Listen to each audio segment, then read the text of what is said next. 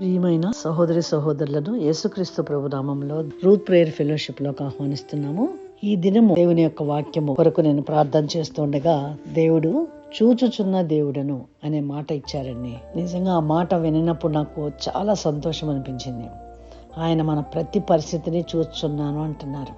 నేను చూచుచున్న దేవుడను, ఆయన దేవుడను చెబుతూనే మన పరిస్థితుల్ని, మన హృదయ వైఖరిని, మన స్థితిగతుల్ని అన్ని ఆయన నేను చూస్తున్నాను, నీకు దేవుడిగా ఉన్నాను, నీకు తండ్రిగా ఉన్నాను అని చెప్తున్నారండి.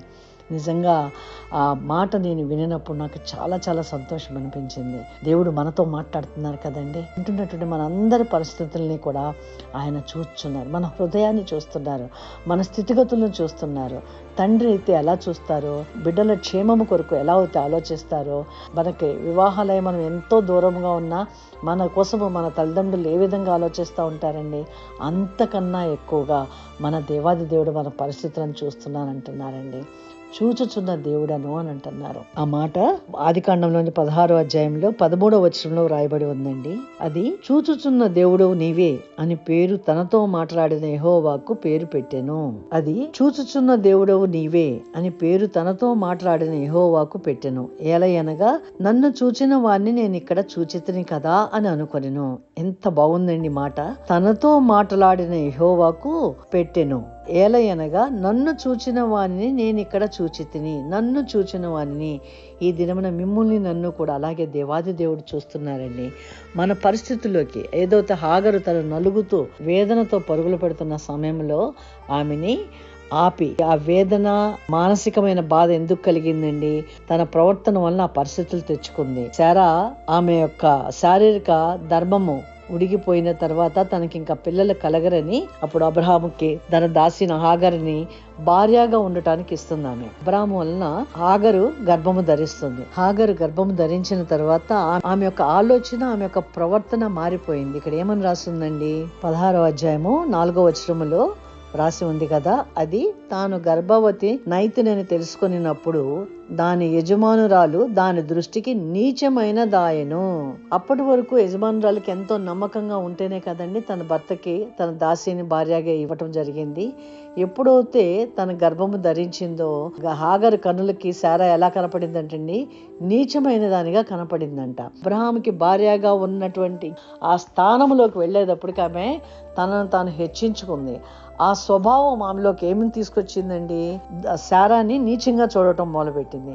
ఎప్పుడైతే శారాయిని నీచంగా చూడటం మొదలుపెట్టిందో శారాయికి కోపము కలిగి అబ్రహాముతో అంటోంది కదా 5వ వచనంలో, అప్పుడు శారాయి నా ఉసురు నీకు తగులును, నేనే నా దాసిని నీ కౌగిటికి ఇచ్చిన తరువాత తాను గర్భవతి నైతినని తెలుసుకున్నప్పుడు నేను దాని దృష్టికి నీచమైన దాని నైతిని, నాకును నీకును యెహోవా న్యాయము తీర్చునుగాక అని అబ్రహాముతో అనెను. అందుకు అబ్రహాము, ఇదిగో నీ దాసి నీ చేతుల్లో ఉన్నది, నీ మనసు వచ్చినట్లు దాన్ని చేయమని శారాయితో చెప్పెను. శారాయి ఆమెను శ్రమ పెట్టడం వలన హాగరు ఆ శ్రమని భరించలేక పారిపోతూ ఉండగా అరణ్యములో యెహోవా దూత ఆమెను కనుగొని ఏం చెప్పిందండి? శారాయి దాసివైన హాగరు ఏమని పిలిచిందండి? హాగరు అని పిలవలేదు. సృష్టికర్త అయినటువంటి యెహోవా యొక్క దూత హాగరు అని పిలవకుండా ఏమని పిలిచారండి? శారాయి దాసివైన హాగరు అని పిలిచారు. అనంటే ఆమె స్థానమును ఆమె మర్చిపోయి తనను తాను ఉన్నతంగా చేసుకున్నది కనుక అలాంటి స్వభావం దేవుడికి వ్యతిరేకమైంది అని దేవుడు ఈ పిలుపు ద్వారా ఆమెకి తెలియపరుస్తున్నారండి. ఆమె యొక్క స్థితిగతులను మర్చిపోయి, ఆమె యొక్క స్థాయి మర్చిపోయి తనను తాను ఉన్నతంగా చూసుకోవటం వలన శ్రమ పడవలసి వచ్చింది. మనుషులమైనటువంటి మనము కూడా ఎప్పుడూ కూడా ఎల్లప్పుడూ కూడా మన స్థితిగతుల్లో మనం నిలబడి ఎక్కడా కూడా మనలో అహంకారం కానీ మరి లేదా దేవునికి వ్యతిరేకమైన ఏ స్వభావము మనలోకి రాకుండా మనము దీన మనస్కులమై ఉండాలండి. అందుకనే 1 పేతురులో 5వ అధ్యాయంలో 6వ వచనంలో ఉంటుంది కదా, దేవుడు తగిన సమయమందు మిమ్మును హెచ్చించినట్లు ఆయన బలిష్టమైన చేతి కింద దీన మనస్కులై ఉండిడి. అలాంటి దీన మనసు కలిగి మనం ఉండటము దేవుని ఉద్దేశం అండి. ఈ రోజున మనతోటి చూచుచున్న దేవుడను అనే నామముతో మనతో మాట్లాడుతున్నారు అని అంటే మనలో ఏ గుణగణాలు ఉండాలని కోరుకుంటున్నారో, ఎలాంటి స్వభావం ఉండాలని కోరుకుంటున్నారో ఆయన మాకు ఇక్కడ వివరిస్తున్నట్లుగా ఉందండి. అంతేకాదు కానీ ఇక్కడ హాగరుతో ఇంకా అంటున్నారు కదా, ఎక్కడి నుండి వచ్చితివి, ఎక్కడికి వెళ్ళుచున్నావని అడిగినందుకు అది నా యజమానురాలైన శారాయి యొద్ద నుండి పారిపోవచ్చున్నానను. ఎంత చక్కటి ప్రశ్న వేశారండి యెహోవా దూత.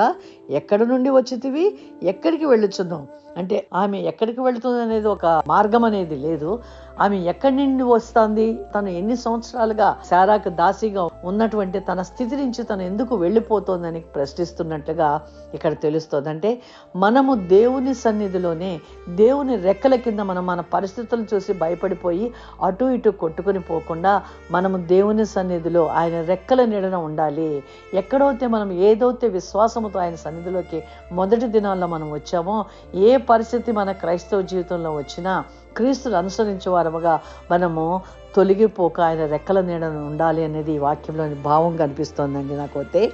అంతేకాదు కానీ ఇంకేమంటున్నారండి ఆమె అన్నమాటకి, అప్పుడు యెహోవా దూత నీ యజమానురాలు యొద్దకు తిరిగి వెళ్ళి ఆమె చేతి కింద అణిగి ఉండుమని దానితో చెప్పాను. చూడండి ఎంత స్పష్టంగా దేవుడు ఒక ఆజ్ఞ ఇచ్చారో. ఆ ఆజ్ఞను ఆమె పాటించాలి.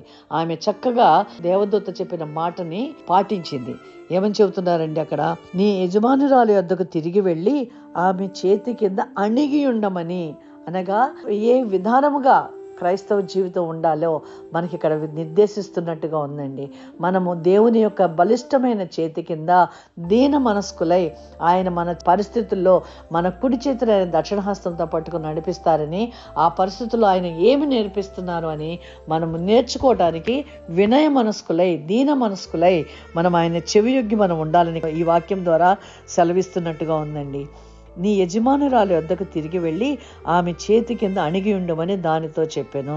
మరియు యెహోవా దూత నీ సంతానము నిశ్చయముగా విస్తరింపచేసేదను, అది లెక్కింప వీలు లేనంతగా విస్తారమవునని దానితో చెప్పాను.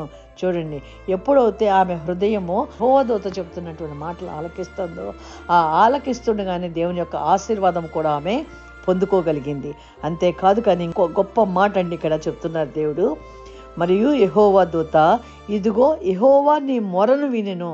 ఆమె దేవుడికి ఏమీ మొరపెట్టలేదు కదా, ఆమె వేదనతో పారిపోతుంది. అయినా కూడా దేవుడు విన్నారటండి. విన్నారు అని ఇక్కడ యెహోవా దూత చెప్తున్నారు. అలాగా దేవుణ్ణి తెలియని ఆమె బాధతో పరుగులు పెడుతూ ఉండగా మరి ఆమె వేదనని వినిన దేవుడు మన ప్రార్థన ఆలకించరా, మన పరిస్థితుల నుంచి మనల్ని విడిపించరా అండి. ఆయన చూచుచున్న దేవుడుగా ఉన్నారు. మన ప్రార్థన కూడా ఆలకిస్తారు.